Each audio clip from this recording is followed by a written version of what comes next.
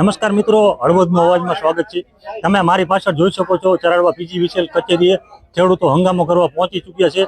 કારણ કે ખેડૂતોને અત્યારે ટાઈમે પાવર મળતો નથી। એક બાજુ 8 કલાક પાવર આવે, એમાં અમુક ખેડૂતો કહી રહ્યા છે 6 દિવસથી પાવર આવ્યો નથી। એક બાજુ મોરબી બ્રાન્ચની નર્મદા કેનાલ બંધ થઈ છે।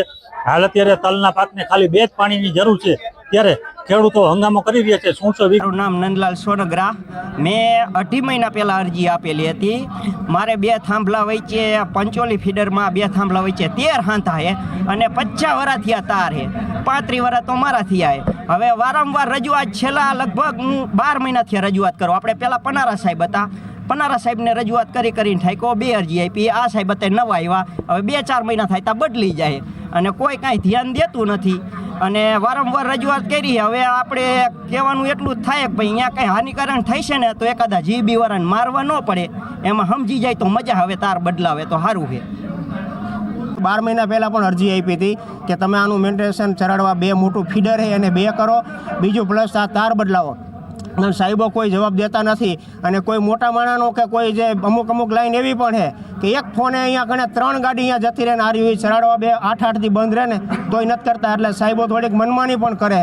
અને બીજું કે ઘણી વખત ફોન કરીએ તો ફોનમાં પણ એવા ધાક ને ધમકી અને એમ કે ચેકિંગ કરશું, ફલાણું કરશું। સાહેબોને કે તમારે જે કરવું એ કરજો, પણ હવે અમે ખેડૂતોને જ્યારે મરણીઓ થાય ને ખેડૂત, ત્યારે સાહેબ તમારું ચેકિંગ બેકિંગ કંઈ કામ નહીં આવે। એટલે અમે એટલું રિક્વેસ્ટ કરી કે પ્લીઝ તમે વહેલી તકે લાઈન રિપેર કરાવરાવો અને મેન્ટેનન્સ કરવું પડે કરો। ને બીજું ગમે ત્યારે અમે એમ કહી કેમ કે સ્ટાફ નથી, ફલાણું નથી। તમારે જ્યારે ચેકિંગ કરવું હોય ને ચેકિંગમાં આવો ત્યારે 50 ને 25 ગાડીઓ લઈને તમે આવો, ત્યારે સ્ટાફ ક્યાંથી આવી જાય? અને અત્યારે તમે એમ કહો સ્ટાફ નથી, તમારે મનમાની કરવું નથી સાહેબોને। એટલે ચરાડવા જીબી એટલે અમે તો એમ કહીએ કે સેલમ સેલી ક્વોલિટીમાં અત્યારે ગણાય। અને જો અત્યારે તમારી આગળ સ્ટાફ ન હોય, તમે એમ કહો સ્ટાફ નથી, માણા નથી, તો માણાને જ્યારે કનેક્શન નવું લેવું હોય ને તો સાહેબ 1 રૂપિયો બાકી નથી રાખતા। 1 રૂપિયો બાકી હોય ને તોય તમને સહી નથી કરી દેતા। એવી પરિસ્થિતિ ખેડૂતને તમે ઊભા લેવડાવો। તમારે ટાઈમ ન હોય કંઈ વાંધો નહીં, ખેડૂતોને રાહત આપ દો કે વાંધો નહીં, તમારો માલ વેચાય ને પછી તમે બિલ દઈજો, પછી બિલ ભરજો। તમારા આગળ એવું હોય તો તમે તાર દઈ દો, પછી બિલ ભરજો, એમ કહી દો। 12 મહિનાની ખાલી આશ્વાસન તો આપો ખેડૂતને, તોય થઈ જાય। આ તો ખેડૂતનો માલનો વેચાણો કંઈ નહીં અને બિલ તમે ઊભા જ લેવો। આ 10 દીની વાત છે। 10 દી પહેલાં મારી શેરીની અંદર અહીંયા કણે એક કનેક્શન કદાચ બિલ ભરવા કે જણ ઘરે નથી, સાંજે આવે ને એટલે ભર દે। 2 જણા એમ કહેતા બૈરાઓ, પણ સાહેબોનો અંતે કનેક્શન કાપી રહીએ। હિસાબ મારો આવી ખેડૂતની પરિસ્થિતિ છે। અને પાવર દેવો હોય ને તો બસ નથી, સ્ટાફ નથી, ફલાણું નથી, તો અમે વહેલી તકે સાહેબોને કહીએ કે ખેડૂત ઉગ્ર ન બને। અને જ્યારે ખેડૂત પછી અતિની ગતિ એટલે ખેડૂત પછી જાયલો નહીં રહે ને બીજી વખત ખેડૂતને અહીંયા આવવું ન પડે, એટલા માટે અમે તંત્રને, સરકારશ્રીને, અમારા ધારાસભ્ય વરમોરા સાહેબને પણ અમે રજૂઆત કરી કે તમે આમાં વહેલી તકે ચરાડવાના વાસીઓને, અમારે પાવરની બહુ મોટી તકલીફ છે, તો વહેલી તકે જેટલું સારું થાય એટલું કરાવરાવો, એટલું હસ્તું। જય હિન્દ। અને ખેડૂત તરીકે આજે હાજરી આપી। હવે માત્ર ને માત્ર સરકાર અત્યારે ખાલી PM સૂર્યોદય યોજના જેવી યોજનાની વાતો કરે કે ખેડૂતોને દિવસે વીજળી આપવાની। અત્યારે દિવસે તો નહીં પણ રાતે વીજળી નથી આવતી। આ ખેડૂતો આજ એટલી હદે કંટાળ્યા છે કે આજે અહીંયા આવ્યા છે, નકર ખેડૂત કોઈ દી PGVCLની ઓફિસ જોવા પણ રાજી હોતા નથી। આવી તકલીફ પડે અને દર વખતે એમ કે અધિકારી હોય, અધિકારી કામ કરે, તો અધિકારી આ 4 દિવસથી આ ડી કે જે મેઇન વ્યક્તિ ડિવિઝનના ચરાડવા ડિવિઝનના છે હાજર નથી। હવે અત્યારે હજે 4 દિવસથી રજા છે એવું અત્યારે જણાવવામાં આવ્યું। તો અમારા પ્રશ્ન જ્યાં સુધી નહીં મળે અને અધિકારી અમને જવાબ નહીં આપે ત્યાં સુધી આજે અમે ઘરે જવાના નથી। બીજી વસ્તુ કે યોજનાઓ ખાલી માત્ર ને માત્ર સરકાર કાગળ ઉપર બનાવે છે, પણ ખરેખર જમીન સ્તર ઉપર કોઈ પણ જાતનું કામ કરવામાં આવ્યું નથી।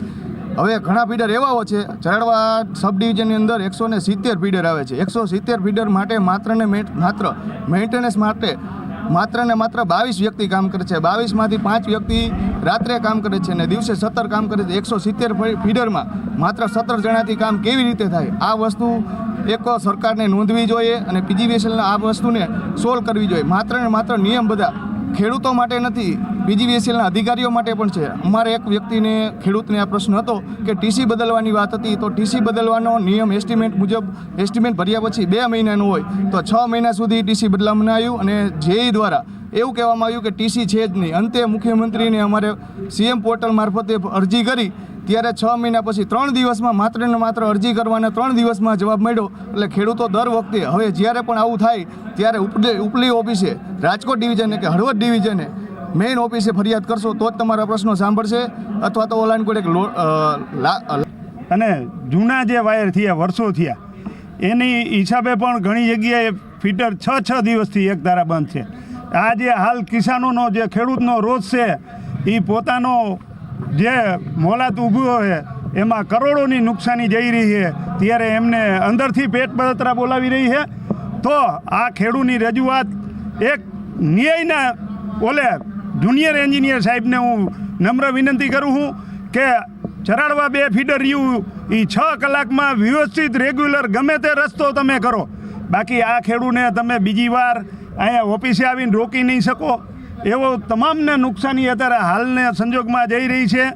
તો જીબીના એન્જિનિયર તેમજ જુનિયર એન્જિનિયરને અમારી એક કિસાન તરીકે ખાસ એવી વિનંતી છે કે જ્યારે આ 43 ડિગ્રી ગરમીમાં જેનો પાક બળી રહ્યો એ ખેડૂતને ખબર હોય. અત્યાર સુધીમાં 80% એ પાક ઉપર ખર્ચો ખેડૂતનો પૂરો થઈ ચૂકેલો છે. છેલ્લા 20 દિવસ આટલું એમને 50%ની નુકસાની જવાની તૈયારીમાં છે. વીજળી નથી આવી.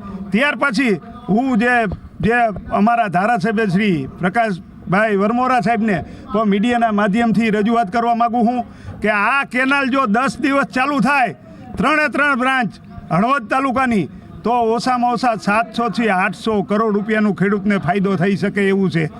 કારણ કે દરેક એક વીઘે 2 થી 3 મણ તલની મોલાતમાં પાક વધારે આવી શકે તેવું છે.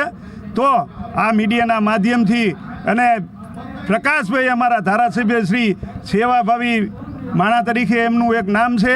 તો જે નાનામાં નાના માણસો એ 10 વીઘાના જેને તલ વાયા છે, જેને સૂકી ખેતી ઉપર જીવે છે, એમને જો 10 દિવસ 15 તારીખ સુધી પાણી મળી જાય તો એમને એક ખેતરે 50 હજારનો ફાયદો થયો હોય. આ હિસાબથી તમે 3 બ્રાન્ચનો હિસાબ કરો તો 700 થી 1000 કરોડ રૂપિયાનું ખેડૂતને નુકસાની જઈ રહી છે. તો આમાં વહેલી તકે ચાલુ થઈ કેવું હોય તો 24 કલાકમાં કોઈ પણ રિપેરિંગ કામ ચાલતું હોય 10 દિવસ પછી કરાવો એવી એમ શું પ્રશ્ન શું એટલે ખેડૂતોનો પ્રશ્ન છે કે અત્યારે કે ચરાડવા 2 છે ને એ જાજુ ફીડર પોર્ટમાં જાય છે. એટલા માટે હવે એમને રજૂઆત છે કે કંડક્ટર બદલવાનું છે. એમને રજૂઆત કરી દીધી છે કંડક્ટર બદલવામાં. એટલે 15 થી 20 દિવસમાં કંડક્ટર બદલવાનું થઈ જશે. અત્યારે જ વાત કરી છે. આજે જ સર્વે કરાવું છું. ખેડૂત લોકો આવે તો ખેડૂત લોકો હારે આવે કે આ બદલવાનું છે. મારે લાઇન સ્ટાફ નહીં મોકલાવું છું અને સર્વે આજે ને આજે કરાવું છું અને કંડક્ટર મંગાવું છું. એટલે 15 થી 20 દિવસમાં કંડક્ટર બદલાવાનું કામગીરી કરાવડાવું છું મેં. ખેડૂતો કહીને 1.5 મહિનાથી તકલીફ છે. હા, એ તકલીફ ઘણી થઈ છે 1.5 મહિનાથી. અત્યારે આ વાવાઝોડું આવ્યું પછી આ પવન આવ્યો એટલે ઝાઝા વારે તૂટ્યા છે એમ. કેટલા ફીડરમાં તકલીફ અને કેટલા સમયથી તકલીફ કેટલા ખેડૂતો ઘણા બધા ખેડૂતોને તકલીફ છે. અત્યારે આપણે આ ચરડવા 1 છે, ચરડવા 2 છે અને આપણે ગોકુળિયા છે અને એક આ 45 સુદામાં. એટલે બધાનું પ્રપોઝલ અમે રેડી કરતા જ છે. અત્યારે કંડક્ટર બદલાવાનું કામ કરવાનું છે અમારે. અત્યારે કેવું આચારસંહિતાના લીધે ટેન્ડરો અમારે ખુલ્યા નતા. ટેન્ડરો બધા આવી ગયા છે. કોન્ટ્રાક્ટર લોકો આવે એટલે અમારે મેન્ટેનન્સનું જ કામ કરવાનું છે અત્યારે. હવે મારું નામ HD પટેલ છે, જુનિયર એન્જિનિયર છું હાલે. આજે સાહેબ ચરાડવા 2 કેટલા ચાલુ હોય શું અત્યારે ચરાડવામાં કેટલા ખેતીવાડી ફીડર છે? ચરાડવામાં અત્યારે છે આપણે ગોકુળિયા બંધ છે, ચરાડવા 2 અત્યારે બંધ છે. એ ચાલુ થઈ ગયું છે પરંતુ એ આપણે ક્રોસિંગના લીધે બંધ રાખ્યું. અત્યારે કલાક નહીં થાય એવું ચાલુ થઈ જાય એવું કીધું છે. અત્યારે ચાલુ થઈ ગયું છે.